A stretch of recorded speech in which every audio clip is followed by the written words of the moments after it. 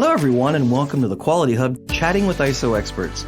I'm your host, Xavier Francis, and I'm here with Scott Dawson, President of Core Business Solutions. So glad you could be here with us again, Scott. Well, it's my pleasure, X, for sure. So glad you're here. Today's show is entitled Risky Business, and we'll be looking at risks your business may face. But first off, let's learn just a little bit more about Scott. Can you share a little bit about your journey? Yeah, sure, X, glad to. So I've been in and around the quality management profession for most of my adult life and found myself in charge of Core Business Solutions one day. There's a whole story in the other episode you can go back and listen to. Yes. But have really learned a lot about what it takes to grow a business and succeed as a business. And, I am, head of this company, but every day I feel like I'm doing something new and learning something new. And so glad to share some of my journey here. Well, thank you. We're so glad you're here. I know that you have in my time here, I think you have a special place in your heart for risk. Absolutely right. So Absolutely that's why I was right. like, I think this would be a great one for Scott to be. Well, the game board too. Yes, the Yeah. game board, yes, absolutely. So before we delve deeper into the risks businesses face, I believe it might be a little bit useful for us to first understand some basics. Hey, Scott, could you explain to us what risk means from a business context? Absolutely. So in a business context, risk is essentially anything that could potentially impact an organization's ability to achieve its objectives. Okay. So it could be something that an event occurs or an action happens, or the opposite, a lack of action that leads to an undesirable outcome. So risks can be internal, they could be external, impact various aspects of the business. Managing risk is really about getting ahead of problems and trying to anticipate what those problems are from an operations or financial performance. Could also include the company's reputation or customer satisfaction. And risk is just a way to stay ahead of it. Okay. A lot of people might look at it reactionary. This is thinking more about it being proactive and thinking about it before it may occur. Yeah, exactly right. Yep. So as you said, every business has risks, and we need to manage them. What might that entail? Well, so when you use the term risk management, you're often thinking about it from a process point of view. Okay. Just thinking logically through it, before you could manage something, you'd have to identify it. So you'd have to know what it is that could occur, what might happen, how serious is it? So that's kind of the assessing phase. And then how would we control that problem or potential problem before it occurs? Right. So it's identifying potential risks, analyzing them, understand the impact, the likelihood that it could occur, and then implementing strategies to mitigate those risks. So now we're starting to use some of the mumbo jumbo around risk management. Okay. We're getting into mitigate. Into mitigating and likelihoods and impacts and things. But all of those are just ways to kind of think through these problems before they occur. And you can't necessarily eliminate all risk. I think that's an unrealistic thing to strive for. But to understand the things that you're aware of, that you could anticipate, manage those effectively so that you minimize the impact, you minimize the road bumps along the way best you can. That makes sense. And probably also some risks, like you said, you can't make them go away. And there may be some that perhaps you choose not to approach yet because it might be less likely. Yeah. Well, less likely, or maybe it's just a minor thing that you say, well, we'll deal with it if it comes up, type of thing. But others are, that could be catastrophic, and we absolutely need to, go all out to prevent it. So there's just different, I guess, levels of risk that you need to think about. And just like ISO 9001 in general, it's what's good for your business. That's right. Yep. We talked about it a little bit. Why is it so important for a business to manage these risks? Well, risk management's important because it helps sustain the business. It helps the business to have a smoother path toward success. And by identifying and managing risks, you're really being prepared for challenges that are potential that could come up. You can respond when they do occur. And it can really, I guess, change the mindset in terms of decision making within an organization, try to make the organization more efficient, make it stronger from a competitive position. There's just a lot of benefits from managing risk effectively, but it doesn't come without some effort. Right. And do you feel that, in your experience, Once you're starting to look at them, do they become less scary?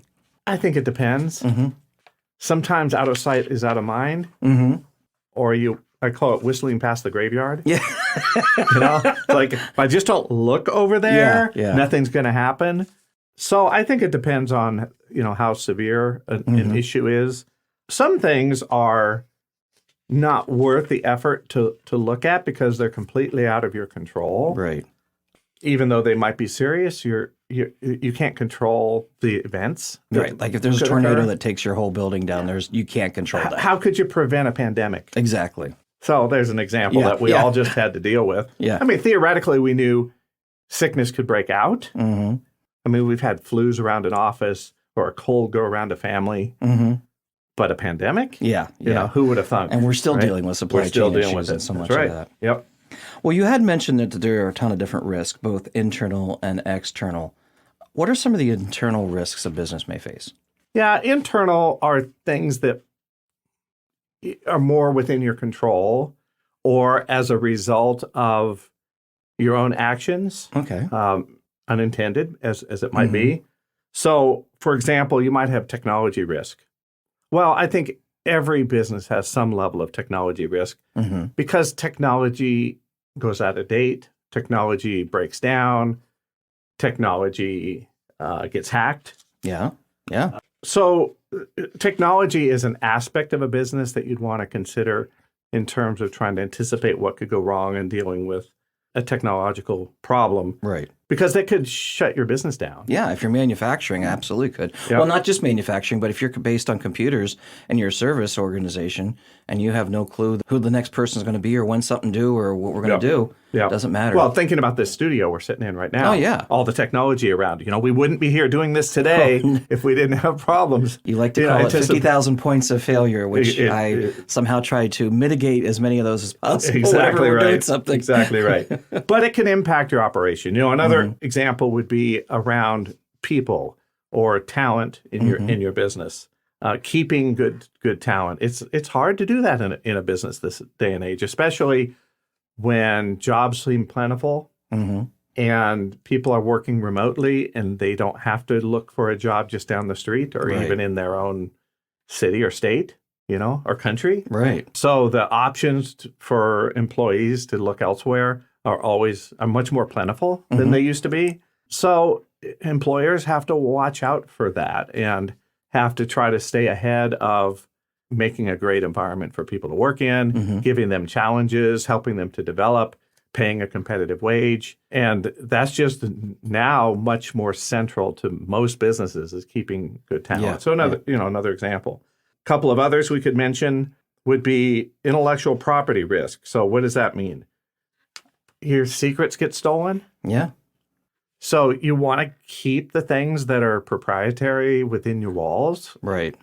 And maybe there's protections legally, but there might be just protections in terms of how you control information from getting out. NDAs. Yeah, NDAs and non-disclosure agreements. So there's just different ways to handle information that is important to the business and needs to be kept private.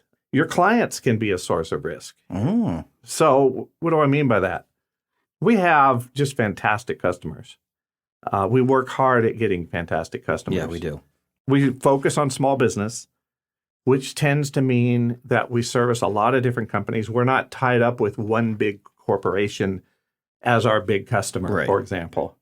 I've been down that road before. It's a highly risky endeavor for a business because if that business were to go away or be postponed, your whole business could be at stake. Yeah, you're totally counting on one or two major players. So not that in every industry, in every situation, you can avoid that type of thing. Having a big customer can be fantastic. Oh, yeah. From an, opportunity point of view. But there's risk, and you have to kind of weigh both sides of it and then say, what would happen if business were to slow down? What would happen if our key point of contact at that client left the organization? Right. What can we do to try to mitigate the potential of that happening? Well, maybe it means you make deeper relationships with that customer, or you look for another big customer that sort of offsets the risk. So if you had two big customers, one of them were to slow down, your business is still able to succeed. So a lot of different types of risks that you'd consider internal. All right. So that's definitely a lot of internal risks, and I know there are more. Yeah. We could probably just do a show about those. So what about external risks, though? Yeah, external risks are threats from outside the organization. Most cases you really have no control over. Okay. Internal, you have a little more control. Right. But say the economy. The economy slows down. Is that your fault? No. Could you have avoided it? Not really.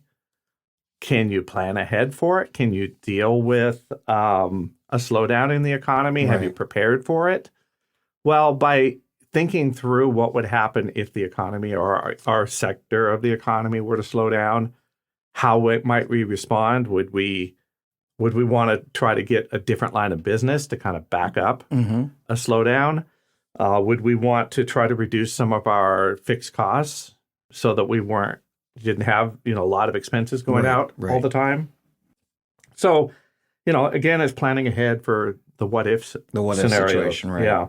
Another example, you mentioned supply chain disruption earlier. Right. We were talking about COVID and the impact it's had on so many industries, and it's still occurring. There's so much disruption. It's so hard to find somebody to work on your house. It's navigating this. It's just every sector of your life. Everything. Yeah. And you try to trace back, well, why are we in this situation where it's hard to find help, hard to find parts, hard to find materials? It's not just at a personal level, it's at a business level. Right. Well, you kind of trace it back to the business relationships and businesses that we all depended on. Some of those companies aren't in business anymore. Right. Some of those individuals aren't in business anymore. So how do you deal with that? Well, maybe if you have a key product that you purchase or service that you purchase, maybe you want to have a backup. Maybe you don't give 50-50 split your business between two sources, but you might do 80-20 so that you have a second source kind of already qualified, already up to speed. Right. And if you needed to make an adjustment, you could do it. You'd have that backup plan. You maybe you won't be at full production, but you certainly, from a manufacturing standpoint, you have something where you're not just standing still. Yeah, for absolutely. sure. Well, and then I guess back to the broader market situation, market demand goes up and down. Sometimes you can understand it. You can kind of say, well, that's because of shortage in some kind of a raw material, or maybe it's a major competitor has come in and is now starting to steal some of that business away. Maybe it's regulatory even. Could be regulatory. I know that in batteries, lithium and other rare materials are very hard to find and hard to find. If we start getting more regulation based on how that has to be mined and stuff, that might affect the market. Yeah, and a lot of that is driven internationally, politically. Yep. So how do you prepare for shifts in your market, shifts in what customers are buying? Maybe their needs change and you didn't anticipate it. Maybe their competition picked up and now they're slowing things down. I mean, it's complicated. Business is complicated. There are definitely external factors you have to watch out for. So those would be considered external risks. And again, like you said before, natural disasters, pandemics, tornadoes, tragic blimp accidents, anything. Anything could have that effect. We hope you enjoyed part 1 of Risky Business with Scott Dawson, President of Core Business Solutions. Please tune in next week where we'll continue our discussion on business risks, how to prioritize risk, address risks in your business, and the frequency we should be reviewing them. Be sure not to miss it. And thank you all for listening today. We appreciate you tuning in. And if you haven't already, please subscribe to our podcast on your favorite podcast platform. That way, you won't miss any of our upcoming episodes of The Quality Hub. Have a great day, everyone.